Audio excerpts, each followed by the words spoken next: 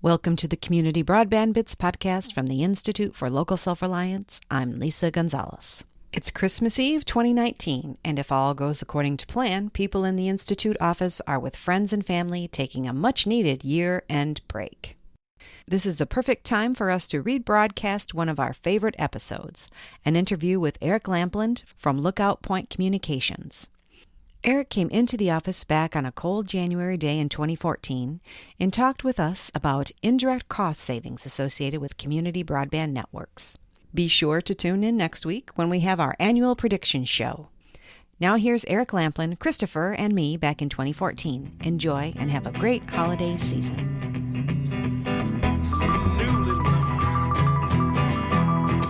But the overall impact, when you look at economic development, is much greater than the narrow metrics that we use to determine whether or not the network itself can be successful. Hi there, this is the Community Broadband Bits podcast from the Institute for Local Self-Reliance. I'm Lisa Gonzalez. This week, a special guest stopped by our offices in Minneapolis for our podcast conversation, Eric Lampland. He's founder and principal consultant for Lookout Point Communications. Eric has worked with numerous entities, both public and private, looking for ways to improve connectivity. We discussed benefits that often accompany municipal networks but don't always find a way into a feasibility study or business analysis. Over the years, Eric has documented many examples of ancillary benefits, both economic and otherwise. His work emphasizes a need to consider a broader approach when assessing pros and cons related to municipal networks. Welcome to another edition of the Community Broadband Bits podcast. This is a special edition. We're all in one room. I'm Chris Mitchell. We got Lisa Gonzalez. Hey there. And joining us today is Eric Lampland, the founder and principal consultant for Lookout Point Communications. Good afternoon. Eric has a long history of building these networks. You've done it both with large enterprise customers and with communities, helping them to build networks. And you and I, in fact, worked together in Prior Lake on a subcommittee. And so we have a lot of familiarity working with each other. And for listeners out there, you should know that the fact that I know a difference between GPON and active Ethernet is entirely due to this guy right here, Eric, who has provided a lot of tutoring over the years. And so it's been very helpful. And we would not have muninetworks.org the way it is without your input over the years. So thank you for that. Yay! Thank you. So the reason I wanted to invite you in today was because we were talking and you mentioned that you had come to this realization when you were looking at the numbers of Prior Lake, a suburb of Minneapolis. Just what was happening there? Well, in Prior Lake, we were doing a feasibility study, and the intention of the feasibility study was, like most municipalities, to determine whether or not it was realistic to build a municipal network. And in that discussion, one of the concerns was economic development. And so the real question was, well, what was economic development? What we were looking at? And there were a number of aspects that were important to Prior Lake. One was incubators, the growth of companies coming to town, and one was what was the actual dollar impact to the city. It was in that area that we looked at cost savings to the citizens. Right, and so a lot of communities, they look at these networks, and their question is, if I build a network, can I get enough customers that will generate enough revenue to allow me to pay off my operating costs and pay off the debt from building the citywide network? And it sounds like you're starting to think maybe that's too narrow of a way of looking at it. That's correct. The way you phrase it is exactly what we do over and over, and we've done it for over 150 cities now. And so those cities look at it in that business-like manner. But the overall impact, when you look at economic development, is much greater than the narrow metrics that we use to determine whether or not the network itself can be successful. Okay, so let's talk very specifically. If a city is not going to justify building a network because it's not going to get enough money back for selling services, what will justify building that network, that fiber optic network that's going to be super advanced, that's going to offer the fastest speeds available, it's probably going to lower prices, it's going to be far more reliable, it's going to have all these benefits. But which of them justify building the network specifically? Well, there's been a long conversation about what are the ancillary impacts in building networks. As we talked about first, it's simply revenues against costs and the capital expense initially and the operational expense on a year-to-year basis. And that's fine if you're looking at it from a business case perspective. But when you're looking at it from the fact that these governments are really doing this out of concern for their citizens, then what is that concern? And one of those areas is, well, what is in fact the expense that the citizens are carrying for paying for the services that we all today find absolutely necessary in life? What kind of economic impacts did you find when you were looking at how a fiber network would change things in Prior Lake?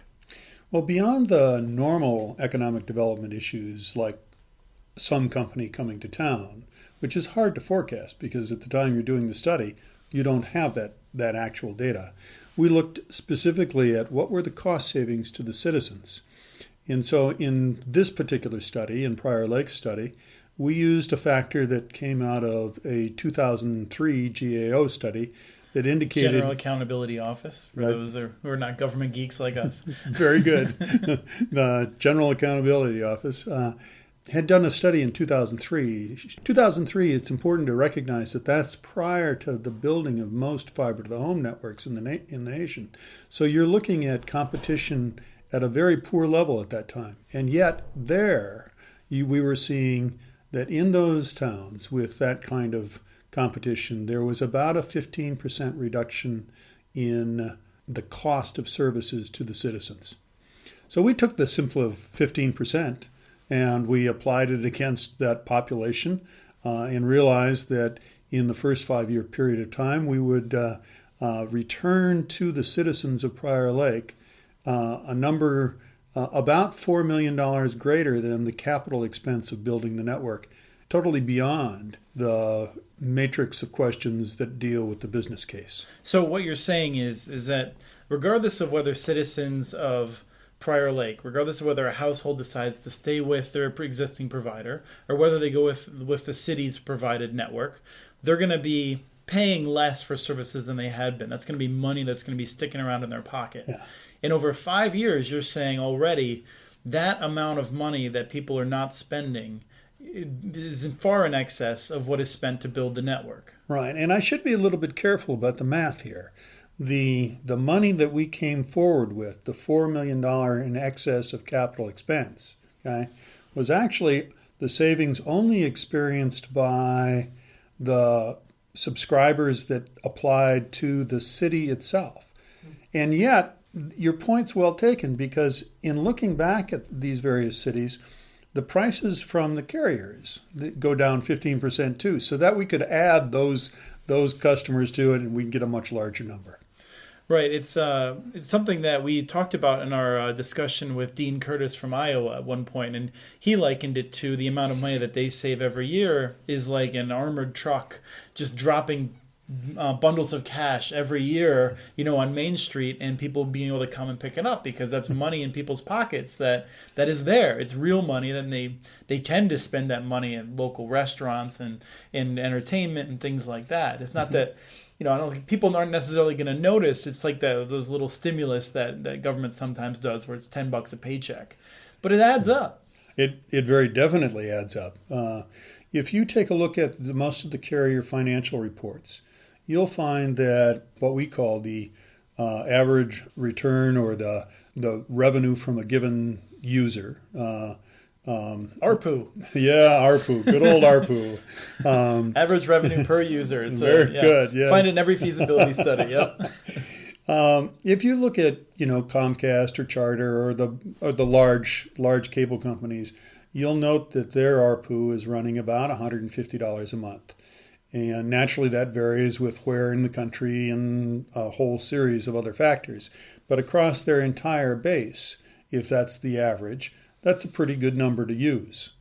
And so if you do the math on that, and you just assume they're $150 per month, and you take 15% of that, you get a number something in the area of about $22.50 a month, or round it up to 25, making it easy, or round it down to 20 and be a little kinder to them. And you're looking at a dollar savings for any given household that probably approximates something in the area of $300 a year. Over a 5-year period of time, that's $1,500, which is well in excess of the cost of typically driving by. But when we looked at this in Prior Lake, I started to begin looking at it in other communities that we had been servicing, and where we actually had numbers about what the impact of competition was. So some of our customers are public utilities that have been on the verge of migrating from hyperfiber coax networks to fiber to the home networks. And in those cases, we actually have some real numbers that they have actually experienced. And it's not uncommon to find a number that says that outside the template of competition, of the competitive area, that prices are 40% higher. So when you start looking at 40% savings, you're talking about substantial kind of monies, not only the $10 a month that disappears on somebody, but actual real cash that they can recognize. And those kinds of numbers are not normally included in feasibility studies. Right. Well, I think elected officials are often reluctant to say, hey, everyone, let's talk on the level.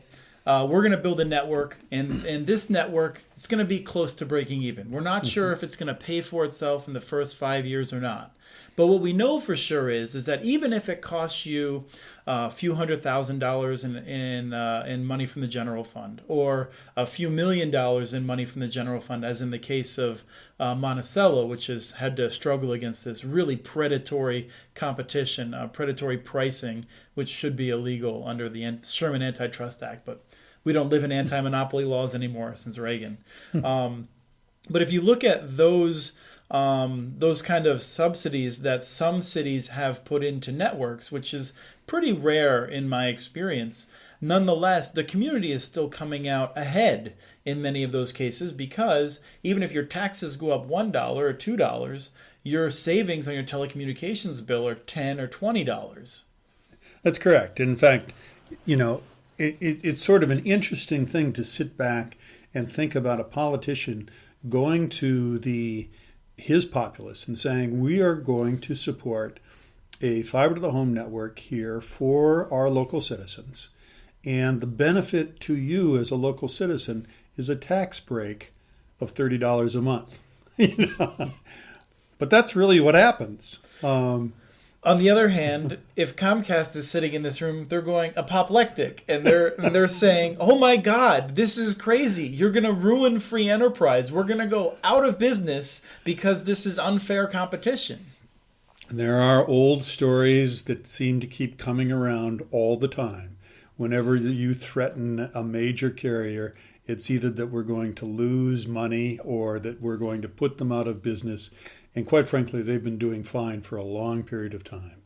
If you look at the price reductions that they give to any new client to induce them in, it's usually well in excess of this 15% that we've been talking about. If you looked at their total profit stream in the multi-billions of dollars, and you were to look at the contributions that would make to local economies, you'd be talking in the hundreds of millions of dollars in actual savings. Still leaving them with billions of dollars in profit. Yes, indeed. They'll do fine. Okay. There's the other thing that I like to bring up in that situation is just to remind people that these cable networks, the telephone networks, they were built in an era of monopoly. They have unfair advantages that go forward to today because they had the advantage of not having to worry about competition. And so I don't think it's unfair for a community that is struggling and does not have the internet access it needs to have good jobs and a good quality of life. If they decide that this is how they want to justify building this essential infrastructure, then I think that should be their choice to make.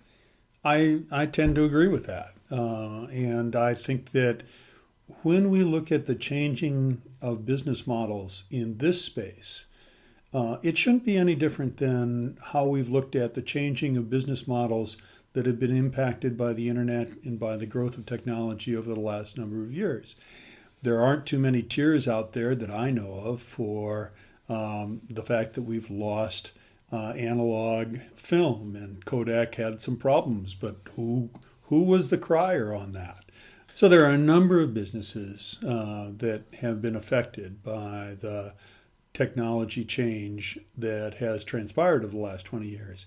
And good businesses, good competitive businesses, modify their business models and continue to compete well.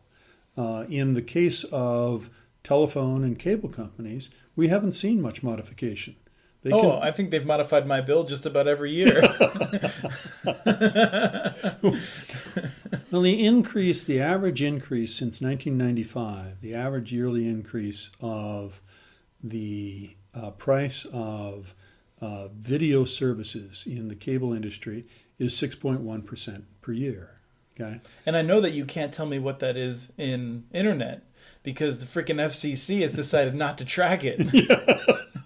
Well, we haven't had that same. Unfortunately, no. I mean, this is essential data that our government is not collecting. I agree. I'm sorry I cut you off. No, that's 6% increases. Well, it's 6.1% on a compounded average increase, but to put that in perspective, inflation over that same period of time has been 2.4%.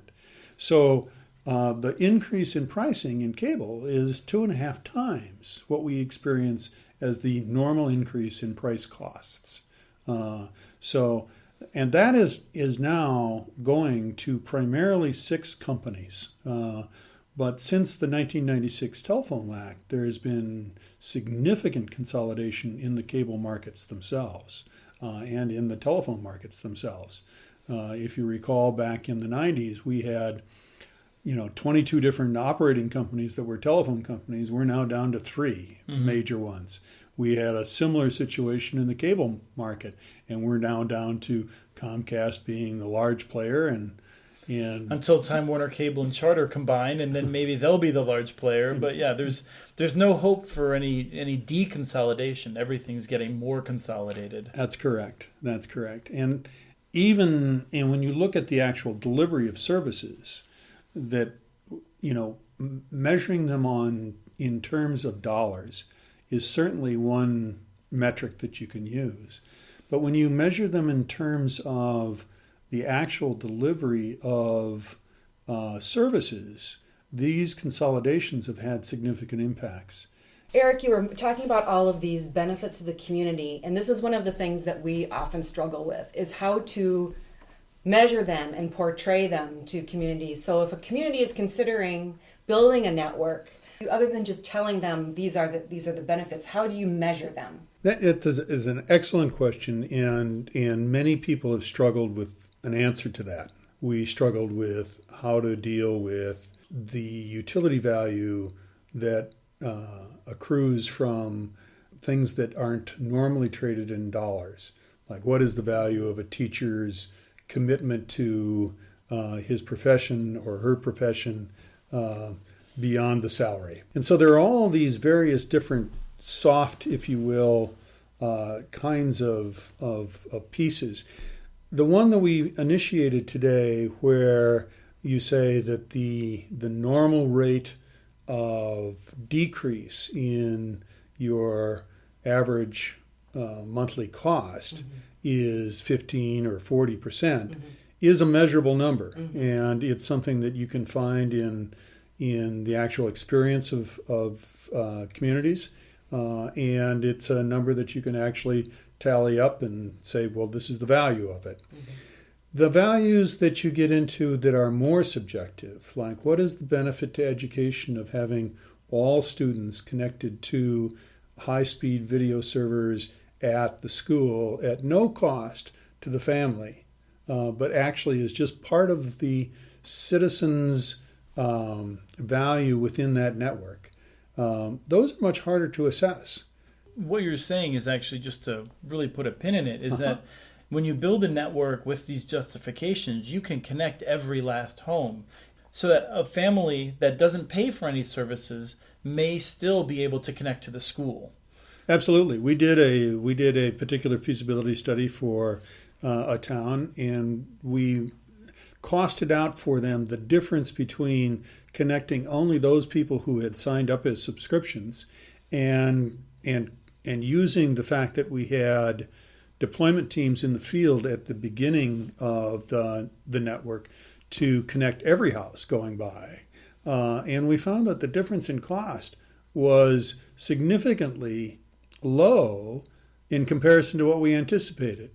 But there's so you're saying it cost a little bit more up front, but there was a lot of savings down the road that justified that. Yeah, and you're saying that the delta in terms of how much more it cost up front was not quite as much as you expected. Exactly. If you look at the benefits to a community of making sure that everyone has access to this technology, and it's hard to put a number on some of that, but I think it's important, and I think the main goal of this discussion was to look at a more holistic way of understanding the benefits of building a network and why, if a city decides that it would be okay that the network not be able to pay for itself for a very long time, or in some cases forever, directly. I mean, our streets don't pay for themselves, and they're still incredibly worth the investment that we put into them from the general fund.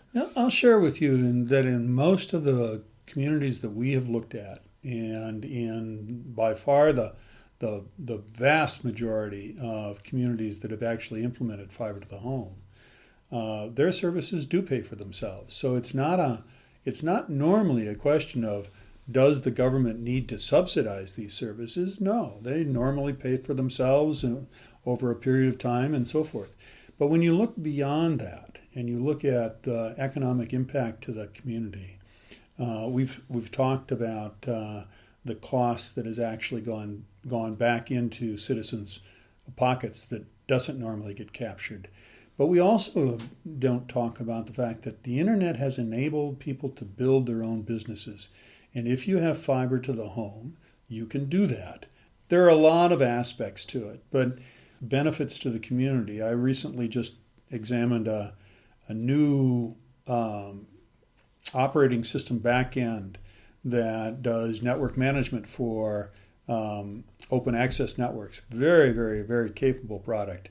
But one of the interesting little pieces that they do in that particular open access solution is to do what they call LAN parties. So this would be the notion of you and I being able to make a connection at will anytime we wanted to, your house to my house, and being able to conduct whatever we were going to conduct. Which we could do right now through Comcast, but presumably in order for me to connect to you a mile and a half away down the street, it's going to send my signal all the way through Comcast network, God knows how far on the East Coast or the West Coast or Kansas City or whatever, and then it's going to come back. This is something I'm guessing is going to be considerably less convoluted and give us better pings. When I heard that, it was described in that particular fashion, and the thing that leapt to my mind immediately is how wonderful it would be for students in a given classroom at a school to create a multi-party network where they could collaborate in the evenings with all of the rest of the students in the school over a school project. You know, that's a benefit to education that isn't caught in any normal feasibility study. Right, and to some extent one could do sort of a poor man's version of that over a cable network, but there's a few things that would be enabled by a community-owned fiber network. And one is the technology, the fiber. And two, I think, is what you're getting at is a willingness to explore these kinds of things because it's for a common good, not just because it would generate more revenue. Yes, it is for the common good that I'm talking about, which is the value back to the community of being able to do something like that. You could set these things up, and this is a benefit to the community, okay, if it's a community network. But in the event that it's a provider who needs to make revenue off of basically anything and everything we do, Wants to. Let's not say needs to. We've already discussed the billions of profits they're sucking out.